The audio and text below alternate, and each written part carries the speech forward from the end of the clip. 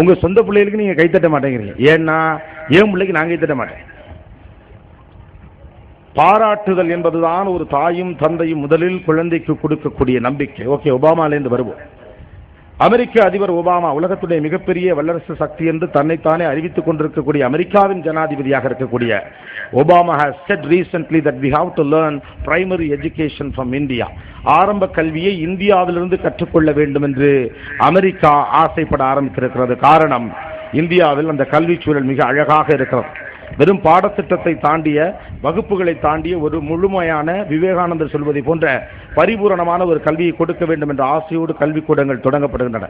ஒரு ஸ்ட்ரைட்டா ஒரு ஸ்டேட்மெண்டே அவர் சொன்னார். இந்த பள்ளிக்கூடத்தை நாங்கள் பணத்துக்காக, இப்படி ஒரு சேர்மன் நான் பேசி நான் கேட்டதே கிடையாது. பணத்துக்காக நாங்கள் ஸ்கூல் ஆரம்பிக்கல எல்லாருமே சொல்லுவாங்க, அது ஒரு ஸ்டாண்டர்ட் ஸ்டேட்மெண்ட்.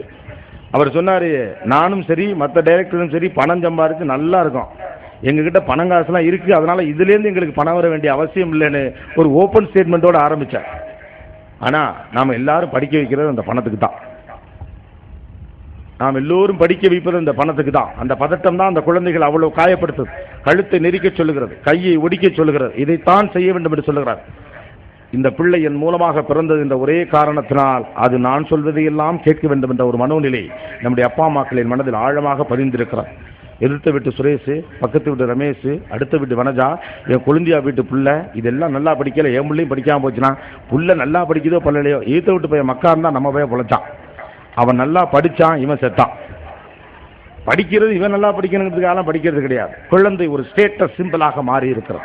ஒரு ஸ்மார்ட் போன் வச்சுக்கிற மாதிரி, 42 இன்ச்சு டிவி வச்சுக்கிற மாதிரி, வீட்டில் நீளமான ஒரு BMW கார் வச்சுக்கிற மாதிரி, 4-5 கொழுந்தியா வச்சுக்கிற மாதிரி ஒரு ஸ்டேட்டஸ் சிம்பிளா மாறி போச்சு.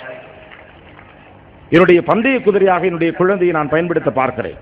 நான் உங்கள் மீது குற்றம் சுமத்துவதற்காக இந்த வார்த்தையை சொல்லவில்லை. எந்த தேசம் டிரான்ஸ்ஃபர்மேஷன் பீரியட்ல இருக்கோ, ஒரு கட்டத்திலிருந்து அடுத்த கட்டத்தை நோக்கி நகருகிறதோ, அந்த தேசங்கள் இந்த பிரச்சனையை தொடர்ந்து சந்தித்தே ஆகும். தன்னுடைய மன உணர்வு, ஆசை அத்தனையும் தன்னுடைய குழந்தைகளின் தலையில் திணிக்க பார்ப்பது ஒரு பெற்றோரின் குற்றம் அல்ல, ஒரு பதற்றமான சூழல் மட்டுமே. காரணம், இது போட்டிகள் நிறைந்த உலகம் என்று உங்களுக்கு நம்ப வைக்கப்பட்டிருக்கிறது. இது போட்டிகள் நிறைந்த உலகம் அல்ல, சவால்கள் நிறைந்த உலகம். சவால்கள் நிறைந்த உலகத்தில் வாழுவது சந்தோஷமானது, போட்டிகள் நிறைந்த உலகத்தில் வாழுவது துயரமானது. காரணம், சவால்கள் நிறைந்த உலகத்தில் நான் ஜெயிப்பதற்காக நான் போராடுகிறேன், போட்டிகள் நிறைந்த உலகத்தில் நான் இன்னொருவனை தோற்கடிப்பதற்காக போராடுகிறேன். அடுத்தவனை தோற்கடிப்பதற்காக நான் ஜெயிக்க முயற்சித்தா எனக்கு வலி, நான் ஜெயிக்கணும்னு நான் ஆசைப்பட்டா அது எனக்கு சந்தோஷம். நம்ம பிள்ளைகளுக்கு நாம சொல்லித்தர வேண்டியது அதுதான். நீ ஒன்னத்துக்கு சரிப்பட மாட்டான், இவன் எதுக்குடா சரிப்பட்டு வர மாட்டான் அப்படின்னு கேட்கிற மாதிரி, ஒரு சிறு விஷயம் செய்தாலும் நீ எதற்கும் லாய்க்கில்லை, உன்னால் இது முடியாது, இதை நீ செய்வதற்கு தகுதியானவன் அல்ல அல்லது தகுதியானவள் அல்ல என்கிற வார்த்தைகளை தயவு செய்து குழந்தைகள் மீது தொடர்ந்து சொல்லவே சொல்லாதீர்கள். போட்டிகள் நிறைஞ்ச இந்த உலகத்தில் நீ என்னதான் பண்ண போறியோ, நீ எப்படிதான் பிழைக்க போறியோன்னு தயவு செஞ்சு உங்க அப்பா அவங்களை திட்டின ஒரே காரணத்துக்காக அதே டயலாக பரம்பரையா நாங்கள் சொல்லுவோம் அப்படின்னு நினைச்சுக்கிட்டு பிள்ளைகள்கிட்ட சொல்லாதீங்க. காரணம், ஒரு குழந்தைக்கு வீடு என்பதுதான் முதல் பள்ளிக்கூடம். நம்பகத்தன்மையை உருவாக்கி தரக்கூடிய அந்த முதல் பள்ளிக்கூடமாக இருக்கக்கூடிய வீடுகளில் வாழுகிற அம்மாவும் அப்பாவும் அல்லது இன்ன பிற பெரியவர்களும் அந்த வீட்டுக்குள் குழந்தைக்கு ஒரு நம்பகமான சூழலை உருவாக்கி தர வேண்டும். எந்த சூழலிலும் என்னை பாதுகாத்துக் கொள்வதற்கும் என்னை மேம்படுத்திக் கொள்வதற்குமான முக்கியமான இடமாக என்னுடைய வீடு இருக்கிறது என்ற மன உணர்வை எந்த வீடு தரவில்லையோ அந்த வீடு ஒரு குழந்தைக்கு நரகம். ஒரு குழந்தை தன்னுடைய தாயையும் தந்தையும் தான் அதீதமாக நம்பும். அதனாலதான் உலகத்துல எல்லா பிரச்சனையுமே 60 வயசில் இவருக்கு ஆக போது, அம்மாவுக்கு 84 வயசு, கட்டாயமா செத்து போயிரும்னு தெரியும், ஆஸ்பத்திரியில் கிடக்கு, எப்ப சாவமோன்னு சொல்லுவார் நண்பர்கிட்ட, செத்தா தனியா போய் ஊருக்கு தெரியாம அழுதுட்டு திரும்ப வருவார். காரணம், கடைசி வரை அவர் தன்னுடைய தாயை மனதார நம்பிய ஒரு மனிதனாகவே வாழ்ந்திருக்கிறார். ஒரு குழந்தை தன்னுடைய வீட்டையும் தன்னுடைய தாயும் தந்தையும் கடைசி வரை நம்பும். அந்த வீடு நம்பகத்திற்குரிய இடமாக குழந்தைக்கு இருக்க வேண்டும். தான் முழுக்க முழுக்க நம்பக்கூடிய இடத்திலிருந்து நம்பகத்தன்மையற்ற வார்த்தை வருகிற போது ஒரு குழந்தையுடைய மனதும் மூளையும் உடைந்து விடுகிறார்.